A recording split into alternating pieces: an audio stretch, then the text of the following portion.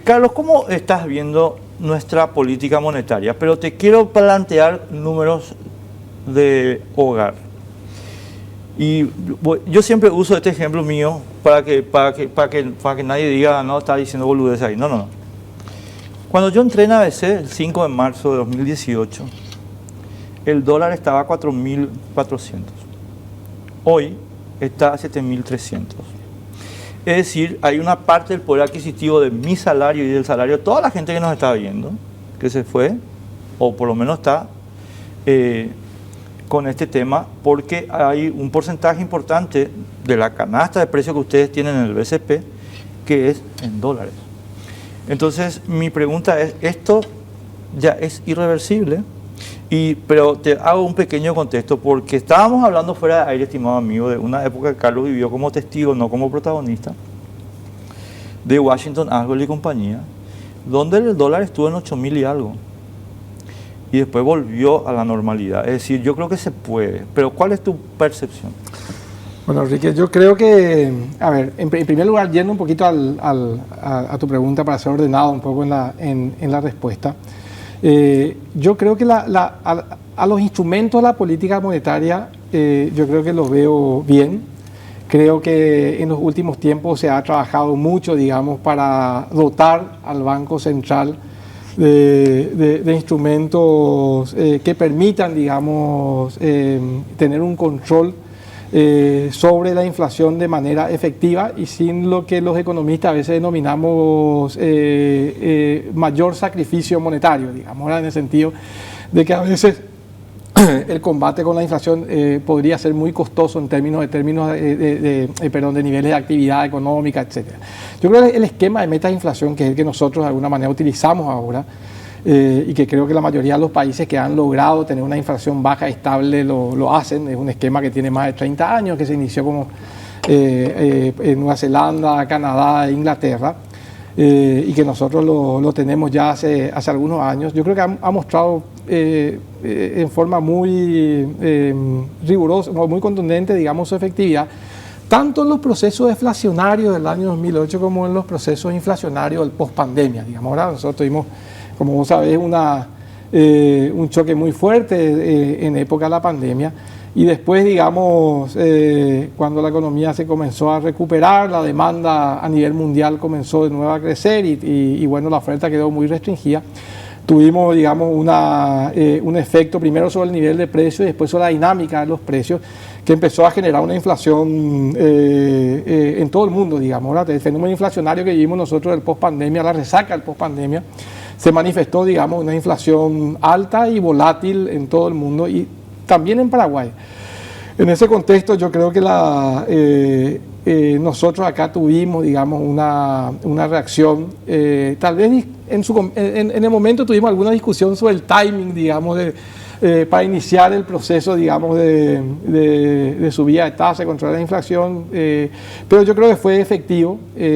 Finalmente la comunicación también fue asertiva por parte del Banco Central, y se transmitió confianza en que los instrumentos estaban operando en la dirección correcta. Hoy tenemos una inflación controlada, la gente cree que el Banco Central va a llegar a su meta en el horizonte de política monetaria, y por lo tanto yo creo que el instrumento mostró nuevamente que es efectivo en ese proceso. Los equilibrios acumulados a lo largo del tiempo en Paraguay también permitieron de que ese proceso sea sin mayor sacrificio económico. O sea, hoy en día Brasil también, por ejemplo, logró domesticar su inflación, pero con tasas de interés de política monetaria por encima del 13%, 13,65%.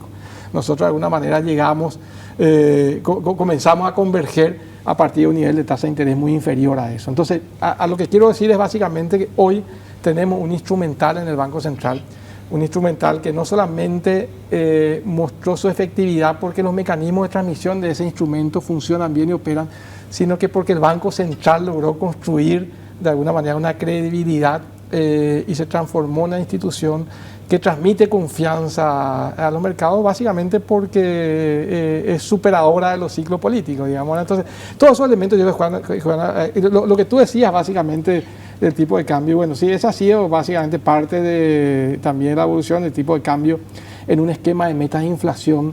Requiere de alguna manera cierta libertad, tiene que moverse el tipo de cambio. ¿Por qué? Porque cuando uno utiliza un instrumento de meta de inflación que básicamente está manifestada a través de un mecanismo que se llama la tasa de política monetaria y un objetivo que es la tasa interbancaria, vos necesitas que el tipo de cambio de alguna forma tenga cierta libertad para acomodar los choques exógenos, ¿verdad? Cuando viene una caída muy fuerte, cuando viene, por ejemplo, un choque climático como que tuvimos recientemente, una caída fuerte en los términos de intercambio, para evitar que eso se traslade a los niveles de actividad y se impacte fuertemente el crecimiento económico, empleo, etcétera, el tipo de cambio tiene que moverse. Tiene que moverse de alguna forma para garantizar, digamos, la producción siga en ciertos niveles, para que el sector transable pueda seguir exportando, para que el país siga siendo competitivo, digamos, a pesar de ese shock fuerte. Entonces, en ese sentido, yo creo que el tipo de cambio se mueve en esas dinámicas. Y los niveles del tipo de cambio es un poco la expresión también de los fundamentos de la economía y la dinámica de la oferta y demanda. Disculpame que haya entrado en un ámbito muy técnico. Yo le quiero explicar nomás a la gente que nos está viendo, porque no hay que asustarse de cómo hablan los economistas, estimados amigos. Voy a tratar de traducir después. No, tranquilo, cero estrés. Cuando hablamos de tasa de interés, cuando Carlos habla de la tasa de interés, es simplemente el costo del dinero, igual que el tomate, igual que el huevo. Es el costo. Es lo que te cuesta a vos ir a sacar un crédito o lo que te cuesta pagar tu tarjeta de crédito. Eso es, nada más. O sea, no hay que asustarse. No, porque la tasa... No, ¿cuánto cuesta esto? ¿Verdad? Y entonces si la tasa está alta, la tasa de referencia que fija el Banco Central, que después se va a los otros bancos e instituciones financieras, a vos te cuesta más pagar la amortización de tu deuda y pagar tu tarjeta de crédito y compañía. De eso estamos hablando, no es nada chino ni japonés. Gracias por la traducción, Enrique. No, pero porque en serio la gente cree que de repente esto es en japonés, pues no es japonés. No es japonés. Y ahí, si me permitís, nomás redondear un poquito el tema. Yo particularmente soy un defensor de la libertad económica. Soy un defensor, digamos, de que los precios tienen que ser buenos transmisores de información. Así mismo. Y tienen que determinarse básicamente por la oferta y la demanda en un esquema de competitividad. Entonces, en general, los países que han intentado controlar precios o que han intentado reprimir precios, digamos, tenemos los ejemplos muy cercanos acá, cuando alguien de alguna manera se va y le dice al supermercado, sabes que este va a costar tanto, este otro va a costar tanto y no vas a poder subir los precios. Siempre. Es un fracaso. Lo mismo cuando intentas controlar cualquier otro precio de la economía. La tasa de interés que vos bien explicaste, digamos, que es el precio del dinero, el precio del crédito, etcétera. Cuando intentamos controlar ese precio en el Congreso, lo que hicimos simplemente fue crear mercado negro. Pues siempre ocurre eso, cuando controlar el precio, crear mercado negro. Entonces lo que hicimos fue expulsar a la gente del sistema financiero, porque le pusimos un techo y le dijimos hasta acá nomás puede llegar a este precio, independientemente del riesgo, digamos, que es el que determina ese precio. Y lo mismo pasa con el tipo de cambio.